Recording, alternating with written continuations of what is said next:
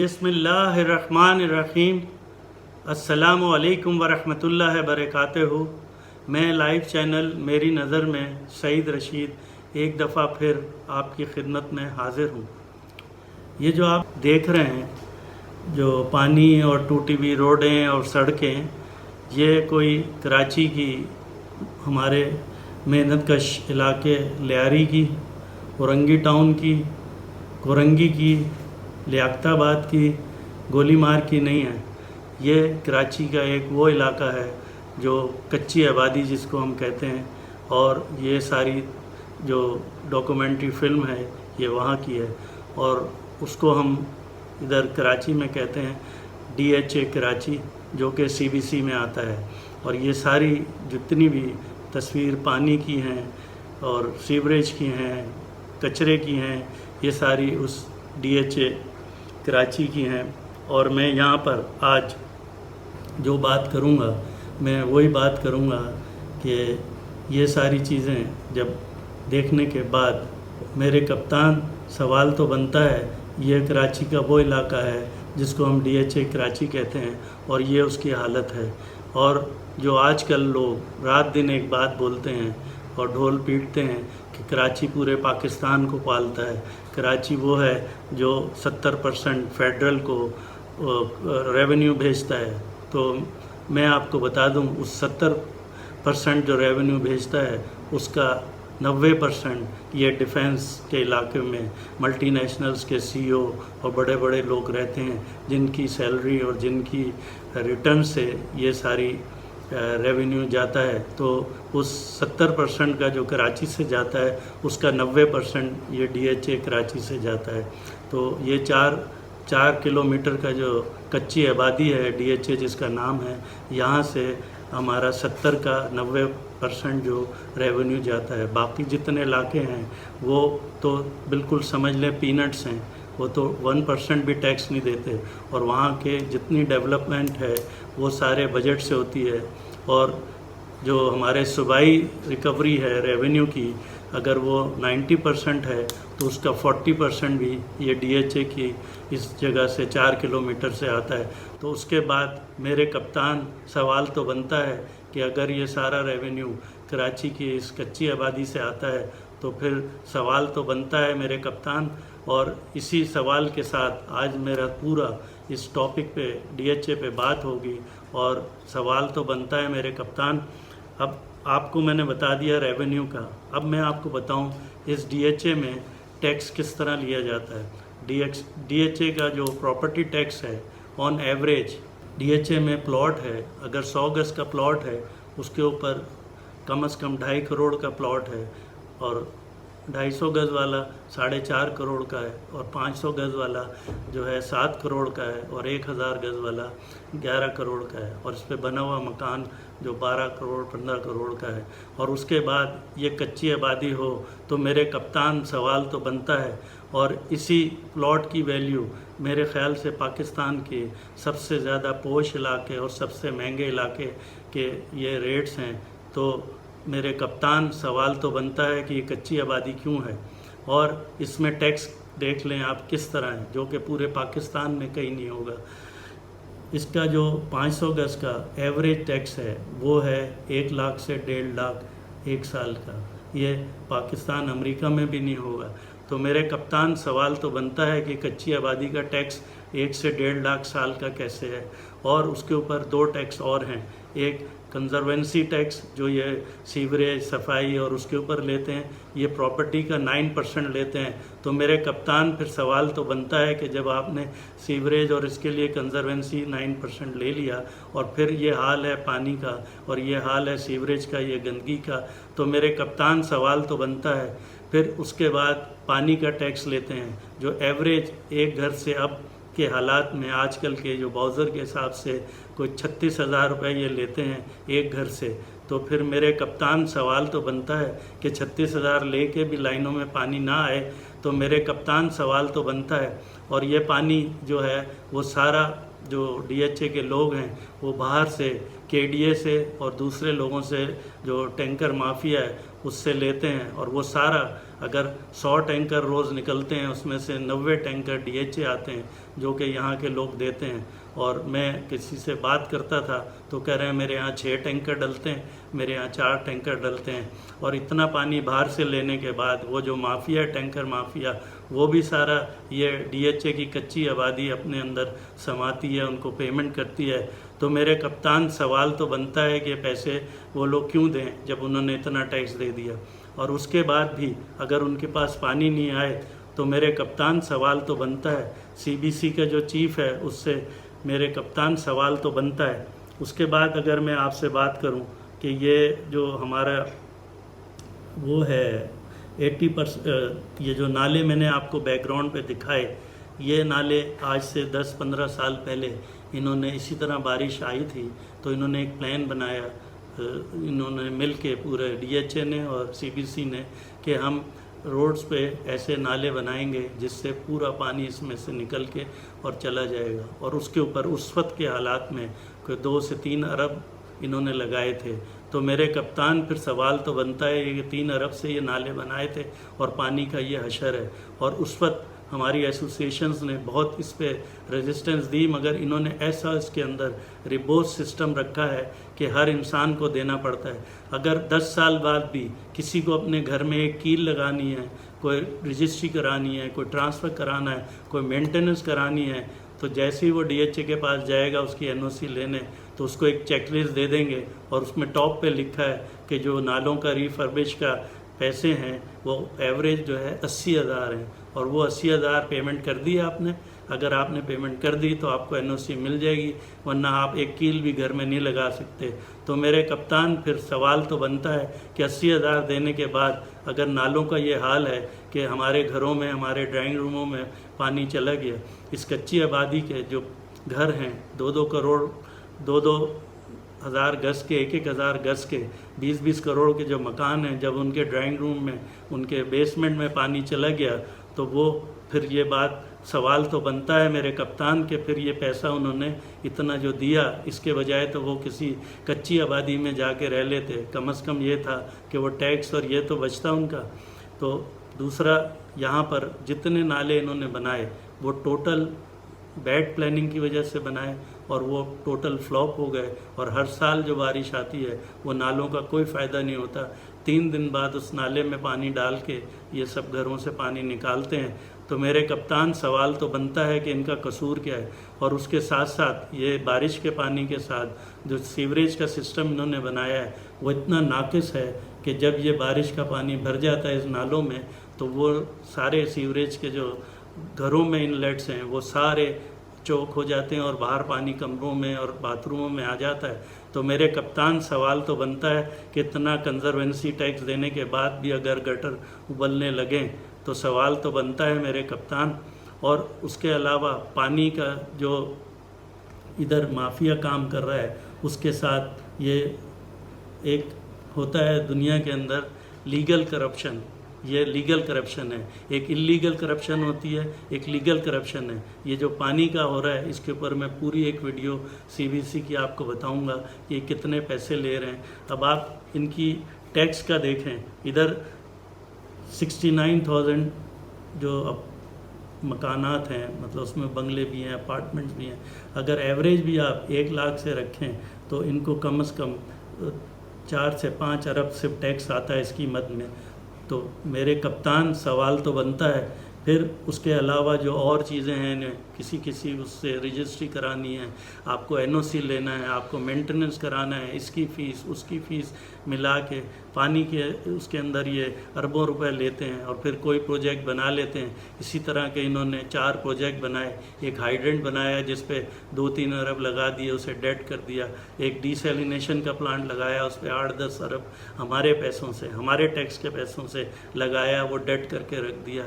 इधर गिजरी पे एक पुल बनाया, अरबों रुपए का, उसकी कोई ज़रूरत नहीं थी। नीचे से भी रोड जा रही है, ऊपर से भी जा रही है, सिर्फ इसलिए कि बड़े बड़े लोग गुजरते हैं, उन्हें ट्रैफिक में फंसना पड़ता था, ऊपर से उनके लिए एक गाड़ी के लिए ये बना दिया। तो मेरे कप्तान, सवाल तो बनता है कि इतना पैसा हमारा टैक्स का कोई DHA ने अपनी जेब से थोड़ी लगाया, ये तो हमारे टैक्स के पैसे को लगा दिया, और जो करना चाहिए था वो किया ही नहीं। जो सीवरेज और स्ट्रॉम वाटर वो तो किया ही नहीं। तो मेरे कप्तान, सवाल तो बनता है। अब मैं बात करता हूँ जो मेयर और उनकी।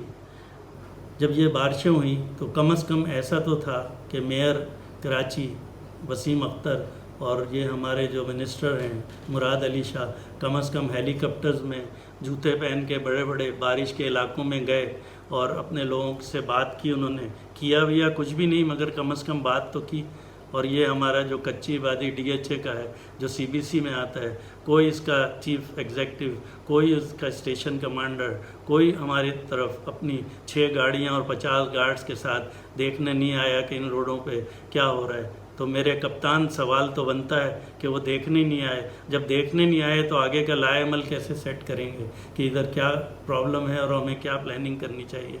और वो जो बड़े बड़े मिनिस्टर जैदी साहब और ये सब आके TV में कि बर्बाद कर दिया लोकल बॉडीज़ में, आपको पता है ये 30 से 40% तो कैंटोनमेंट इलाका है, बाकी तो थोड़ा सा लोकल गवर्नमेंट में आता है। तो ये जैदी साहब आए थे इन रोडों पे, शहबाज पे आए थे, इत्तेहाद पे आए थे कि क्या पानी का हाल है, जहाँ पर इतना टैक्स भी देते हैं और वहाँ की एफिशिएंट मैनेजमेंट भी है। तो मेरे कप्तान, फिर सवाल तो बनता है कि ये हालात में कोई PTI का MNA MPA भी नहीं आया निकल के। यहाँ से हमने उस शख्स को जिताया जिसके लिए हमने रात दिन काम किया। और ये वो जगह था जहाँ पर जो और जगहों पे पोलिंग एजेंट और कैंपों पे ये कैंडिडेट पैसे खर्च करते हैं उनको खाने के और सारी चीज़ों के, इधर सारे हम लोगों ने खुद अपनी जेबों से लगा के सारा इन्वेस्ट किया कि नहीं ये तो हमें जिताना है इनको, और फिर वो आज सदारती कुर्सी पे बैठे हैं। तो मेरे कप्तान, सदर साहब, सवाल तो बनता है कि आपने जाने के बाद हमारे लिए क्या किया। और इसी जगह से मुझे अच्छी तरह याद है, मेरे कमरे में इमरान इस्माइल बैठते थे रात दिन और कहते थे कि मैं इंशाल्लाह ये डीसैलिनेशन, अलवी साहब डीसैलिनेशन 2 साल में लगा दूंगा। वो इमरान इस्माइल तक नहीं आए देखने के लिए, जबकि वो ख़ुद भी रहते हैं फेज़ 8 में। तो कम से कम हमारी इन इलाकों में जो पोश इलाके हैं, जिसको मैं कच्ची आबादी DHA कर रहा हूँ, इमरान इस्माइल विज़िट करके और TV में एक इंटरव्यू देते और बोलते कि नहीं ये तो CBC को इतना टैक्स लेने के बाद ये इसकी नाअहली है। तो मेरे कप्तान इमरान इस्माइल, सवाल तो बनता है कि आपने भी नहीं देखा हमें और हमें बिल्कुल लावारिस छोड़ दिया। तो फिर सवाल तो बनता है मेरे कप्तान। और उसके बाद अब आप आ जाइए KSC पे। KSC के मैंने बहुत ही मोतबर उनसे पूछा है, जो 90% टोटल कराची का जो रेवेन्यू आता है वो इस कच्ची आबादी के 4 किलोमीटर से आता है। तो KSC के मेरे कप्तान, सवाल तो बनता है, उसके बावजूद यहाँ इलेक्ट्रिक का यह हाल है, करंट लग रहे हैं लोगों को। मैं आपको अभी गारंटी से कहता हूँ कि हमारे यहाँ जो एक अपार्टमेंट्स हैं क्रिक विस्टा, उसके अंदर से जितना रेवेन्यू जाता होगा, आपके बड़े बड़े जो वो हैं कॉलोनियाँ, टाउन हैं, जैसे आपका लियाकताबाद है, आपका शराफी गोट है, लियारी है, पूरे लियारी का, पूरा शराफी गोट का, पूरा लियाकताबाद का जितना रेवेन्यू आता होगा सिर्फ ये क्रीक विस्टा से आता है। ऑन एवरेज एक घर का 25 से 30 हज़ार इलेक्ट्रिक का बिल आता है। और उसके बाद ये फैसिलिटी मिले तो मेरे कप्तान CEO, आपसे सवाल तो बनता है हमारा कि फिर हमारे साथ इतनी नाइंसाफ़ी क्यों हो रही है।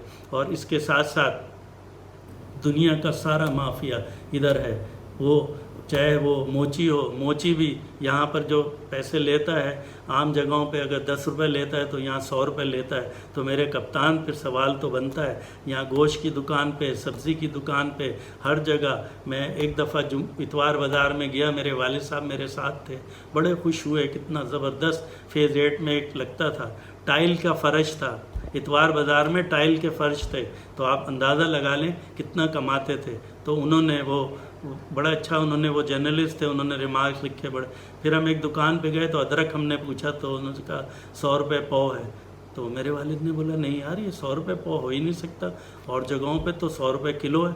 तो मेरे और मेरे वालिद साहब में इस बात पे बेट लग गई। हम गए तो वाकई 100 रुपये किलो था और जगह, और यहाँ 100 रुपये पाव बिक रहा था। तो मेरे कप्तान, फिर सवाल तो बनता है कि इन लोगों को, इन कच्ची आबादी DHA वालों को क्यों लूट रहे हैं आप? ये सारा माफिया, प्लम्बर भी यहाँ पैसे लेता है तो 1000 रुपये लेता है, कारपेंटर भी पैसे लेता है तो 2000 लेता है। और मैं आपको मज़े की बात बताऊँ, जब ये लॉकडाउन हुआ तो उसके आसपास के जितने इलाके थे, कईयोंबाद और नीलम कॉलोनी, ये सारी सब खुली हुई थी, लोग आ रहे थे, जा रहे थे, सारी चीज़ें हो रही थी, मगर इसको बंद किया इन्होंने। और वो कैसे बंद किया मैं आपको बताता हूँ। जब मैं बाहर निकलता था तो वो बंद है, शटर गिरा हुआ है, अंदर बार्बर जो है बाल काट रहा है। उधर के इलाके के जितने पुलिस वाले थे उन्होंने आके एक एक दुकान से अपना बत्ता सेट किया कि हाँ भाई ठीक है, तुम दुकान खोलोगे और लॉकआउट के दौरान भी, और इतने पैसे हमें दोगे। वो आते थे, डेली के पैसे कलेक्ट करते थे। तो मेरे IG कप्तान, सवाल तो बनता है कि लॉकआउट में भी दुकानें खुली रहीं, और सिर्फ क्या हुआ, दुनिया की सारी मस्जिदें सब खुली हुई थी, मगर सिर्फ एक डिफेंस की ये कच्ची आबादी का 4 किलोमीटर की सारी मस्जिदों पे ताले लगा दिए और अंदर घुस गए जूतों के साथ पुलिस वाले, इमाम और मौज़न को डंडों से मारा। तो मेरे कप्तान, फिर सवाल तो बनता है, फिर सारे DHA की मस्जिदों के अंदर जुम्मे का खुतबा बैन लगा दिया, 4-4 फीट के फासले से नमाज़ पढ़े, वरना मस्जिद में आ नहीं सकते। तो मेरे कप्तान, फिर सवाल तो बनता है कि ये सारा कुछ इनके साथ क्यों नाइंसाफ़ी है? ये पूरे कराची के साथ नहीं है, ये सिर्फ 4 किलोमीटर के DHA के साथ नाइंसाफ़ी है। तो मेरे कप्तान, सवाल तो बनता है, KSC को मैंने आपको बता दिया, तो KSC के CO साहब, आप कुछ रहम करें कराची के ऊपर। हमारे इस 4 किलोमीटर पे आपका रेवेन्यू यहीं से आता है। हम एक दफ़ा ये रेवेन्यू, ये जिस दिन लोड शेडिंग करते हैं या ब्रेक डाउन आता है, इनको मुसीबत पड़ जाती है, इनका रेवेन्यू पे बहुत शॉर्टफॉल आता है, इसलिए कि DHA के अंदर तो सबके जनरेटर चल जाते हैं और वो तो पूछते भी नहीं है कितनी देर लाइट गई। तो मेरे CO कप्तान, ये सवाल तो बनता है कि इनको फिर फैसिलिटी कैसे देते हो आप? मैं आज इधर एक बात और करूं कि जब ये पानी का मसला था तो हम जो भी कैंपेन चलाते थे तो उसमें अलवी साहब ने हमें बड़े बड़े मंसूबे बताए कि ये डिसैलिनेशन लगेगा, ये होगा और ये होगा। आज 2-2.5 साल हो गए, कुछ भी नहीं हो सका। तो मेरे कप्तान, मेरे अलवी साहब, सवाल तो बनता है कि ये कब होगा और ये कैसे होगा। और इसके अलावा मैं आपको बता दूं कि ये जो डिसैलिनेशन और ये सारी चीज़ें लगेंगी, वो इंशाल्लाह हम ही से टैक्स ले लेंगे, 1-1 लाख रुपए दे दो, 5 अरब जमा कर लेंगे और उसके बाद कहेंगे हमने डिसैलिनेशन लगा दिया और पानी जो है आपको 1 रुपये का जो है गैलन मिलेगा, आप टैंकर मंगवाएं और डलवा लें। तो मेरे कप्तान, फिर सवाल तो बनता है, हमारे ही पानी जो KDA से आता है वही हमें 500 रुपये का एक टैंकर बेच के CO हमारा और हमारे जो वाइस प्रेसिडेंट थे अजीज़ सोहरावर्दी साहब, और वो 500 हमें देते हैं। और जब हमने उनसे बात की तो कह लेंगे फिर आप डिफेंस छोड़ के चले जाएं। तो मेरे कप्तान अजीज़ सोहरावर्दी, सवाल तो बनता है कि 500 से मैंने एक हिसाब लगाया था, इन्होंने कम से कम 660 मिलियन साल के सिर्फ पानी की मद में ये DHA, ये CBC कमा रहा है। बताइए, दुनिया में कभी पानी के ऊपर कोई, बल्कि गवर्नमेंट सब्सिडी देती है, यहाँ उल्टा 660 मिलियन कमा रहे हैं। तो CO साहब, मेरे कप्तान, सवाल तो बनता है कि ये सारा पैसा हमसे लेके पानी भी हमें नहीं मिल रहा। और ये जो बिल बोर्ड्स और ये सारी चीज़ें, मैं बड़ा खुश हुआ कि चीफ जस्टिस साहब ने मेयर की और इनकी सब को डांटा और ये कहा कि ये बोर्ड हटाओ और ये करो और सफाई करो। जस्टिस साहब को मैंने ये बताना था कि वो जो बिल बोर्ड गिरे हैं ना, वो शाहरा फैसल के ऊपर से गिरे हैं। वो फैसल टाउन है, वो कंटोनमेंट एरिया है, ये बिल बोर्ड उस कंटोनमेंट की इजाज़त से लगे थे। तो फिर जस्टिस साहब, सवाल तो बनता है कि उनसे नहीं पूछा गया कि कैसे लग गए। जितने बड़े बड़े शादी हाल हैं वो सारे कंटोनमेंट के एरिया में। तो सवाल तो बनता है चीफ जस्टिस साहब कि ये किसके इजाज़त से वहाँ सारी चीज़ें हैं। और फिर एक और मज़े की बात, एक विजिलेंस है इधर DHA के अंदर हमारी कच्ची आबादी के लिए। आप एक ठेले वाला खड़ा होगा, उसका ठेला उठा के ले जाएंगे, कोई मज़दूर काम कर रहा है उसके वो ले जाएंगे, डेंटर पेंटर के उताड़ियाँ और वो ले जाएंगे, और उसके बाद उनको जुर्माने लगाएंगे और उसके बाद वापस उनको वो चीज़ें देंगे। तो मेरे कप्तान सवाल तो बनता है। और उसके बनिस्बत अगर आप देखें तो इधर बड़े बड़े घरों के ऊपर मोबाइल लिंक और दूसरों के सेटेलाइट के टावर लगे हुए हैं और उसके अंदर किसी ने परमिशन नहीं ली। यहाँ तक कि सीबीसी के अपने फैसिलिटीज़ में हाइड्रेंट्स के ऊपर वो टावर लगे हैं जो कि सेफ्टी के हैज़र्ड्स हैं बहुत, मगर कोई पूछने वाला नहीं है। तो मेरे कप्तान सवाल तो बनता है। और मुझे पता है कि अब ये नया प्लान बनाएंगे इस पानी के लिए और हम पे प्रेशर देंगे और अरबों रुपए का हमसे टैक्स डाल के और फिर दोबारा कोई ऐसा मंसूबा बनाएंगे जो टोटल फ्लॉप हो जाएगा। आप इस रील को गौर से देखिएगा, पूरे ये डीएचए की कच्ची आबादी का सारा सीन है। तो मेरे कप्तान सवाल तो बनता है। और मैं आपको बता दूं, अगर यही टैक्स हमसे लेके और यही हमें फैसिलिटी देनी है तो इससे बेहतर है कि हम किसी और कच्ची आबादी में रहें। और मेरे ये सारे साथी दोस्त जितने भी हैं, ये सारी चीज़ें मुझे मेरे अकेले की नहीं है, ये सब जगहों से मैंने कलेक्ट की है। लोगों ने मुझे हज़ारों में ये वीडियो और जो है डॉक्यूमेंट्री भेजी कि हमारे घर में पानी घुस गया। तो ये सारी हमारी कच्ची आबादी का हाल है। तो मेरे कप्तान सवाल तो बनता है, तुमने तो बड़ी बड़ी बातें की थी, अल्लाह हक है, मैं इंसाफ करूँगा।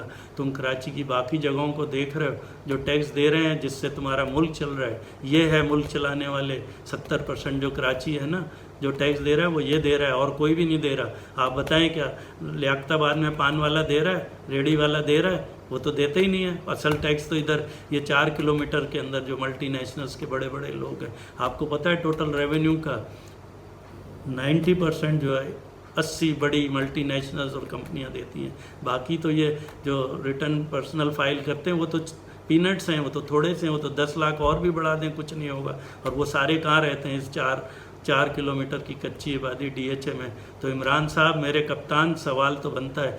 मेरे दोस्तों, ये सारी बातें आपने सुन ली हैं, तो अब आप लोगों से भी सवाल तो बनता है कि आप लोग इसको ज़्यादा से ज़्यादा शेयर करें, इसलिए कि आप इसको शेयर करेंगे तो फिर ये आवाज़ पहुंचेगी अलवी साहब के पास, इमरान के पास और इमरान इस्माइल के पास और सीबीसी के चीफ के पास और हमारे जो स्टेशन कमांडर है, कोर कमांडर के पास। और इंशाल्लाह मुझे उम्मीद है कि वो हमारी इन सारी चीज़ों पे ध्यान देंगे। और मैं इस जगह पे कहता हूँ कि हम तो इस काबिल भी नहीं हैं कि इमरान से हम कहें कि ये फ़ौजी इलाकों में फ़ौज को भेज दो, इसलिए कि ऑलरेडी हमारे पास तो फ़ौज का ही कंट्रोल है इधर। तो मेरे कप्तान इस पे गौर करें, मेरे लोगों इस पे गौर करो, इसलिए कि सवाल तो बनता है इसको शेयर करने का और ज़्यादा से ज़्यादा करो। वो जो इंडियन फिल्म है पीके, ये रॉन्ग नंबर लग गया है, आप लगाएं रॉन्ग नंबर दबा के और कहें ये रॉन्ग नंबर है, सवाल तो बनता है। अल्लाह ताला आपको सेहत तंदुरुस्ती दे, हिफ्ज़-ओ-मान में रखे। मेरे लिए भी दुआ करिएगा। जज़ाकल्लाहु खैर।